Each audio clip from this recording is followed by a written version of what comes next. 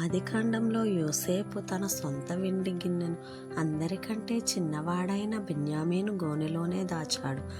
ఇక్కడ యోసేపు క్రీస్తునకు సాదృశ్యం. ఆ వెండి గిన్నె పవిత్ర హృదయానికి సాదృశ్యం. మన యేసు ప్రభువు కూడా తన సొంత పవిత్రతను అందరిలో అత్యల్పుడు, మిక్కిలి తగ్గింపు గలవాని జీవితంలోనే పెట్టడానికి ఇష్టపడతారు.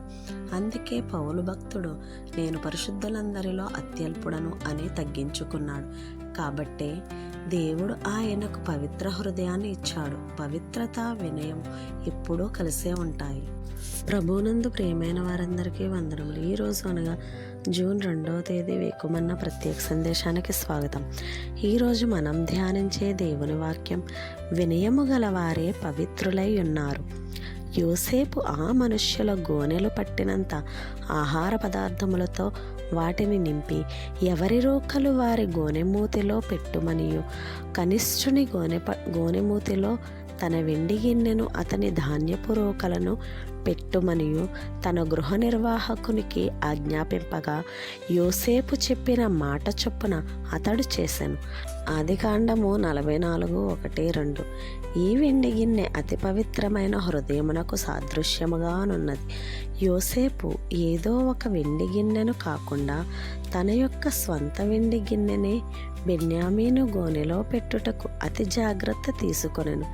యోసేపు క్రీస్తునకు సాదృశ్యముగానున్నాడు. కనిష్ఠుడైన బెన్యామీను అనగా అత్యల్పుడు మరియు మిక్కిలి తగ్గింపు గలవాడు అని అర్థము. మన యోసేపగు యేసుప్రభువు తన సొంత వెండి గిన్నెను, తన సొంత పవిత్రతను అందరిలో కనిష్ఠుని యొక్క గోనెలో పెట్టుటకు ఇష్టపడుచున్నారు. నేను పరిశుద్ధులందరిలో అత్యల్పుడను అని అపోస్తలుల పౌలు చెప్పుచున్నాడు. అతని గోనెలో కూడా దేవుడు వెండి గిన్నెను పెట్టినట్లుగా గోచరమగుచున్నది. ఎందుకనగా తనకొక పవిత్ర హృదయము ఉన్నట్లుగా ఒప్పుకోలు చేయుచున్నాడు. 1 తిమోతి 1:5.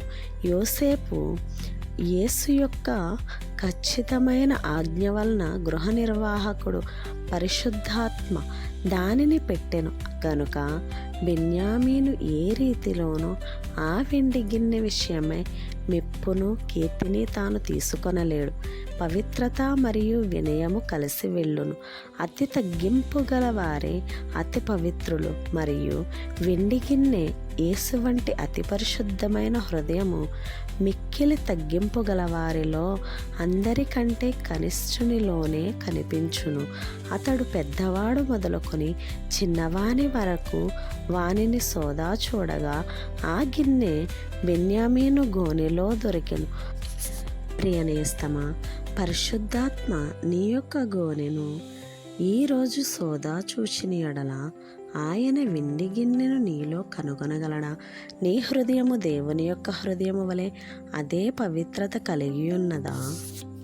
ప్రియనేస్తమా, ఈరోజు పరిశుద్ధాత్మ దేవుడు నీ జీవితాన్ని శోధించి చూస్తే ఆయన పవిత్రత నీలో కనిపిస్తుందా? ఈ వాక్యం మిమ్మల్ని బలపరిస్తే కామెంట్స్లో ఆమెన్ అని టైప్ చేయండి. మన ప్రణీత్ స్పిరిచువల్ ఛానల్ని ఇప్పుడే సబ్స్క్రైబ్ చేసుకోండి. రేపటి వేకోమన్న సందేశంతో మళ్ళీ కలుసుకుందాం. God bless you.